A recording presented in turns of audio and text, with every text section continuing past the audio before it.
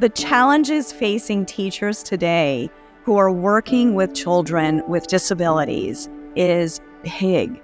It's wearing us down, and it's so very frustrating when we don't know if we're meeting the needs of our children and all of our children, including our children with varying exceptionalities.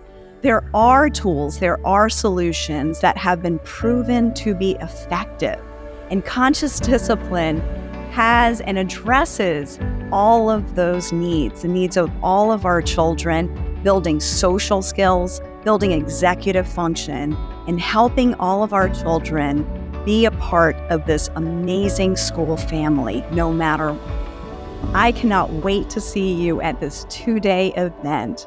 See you very soon, and I wish you well.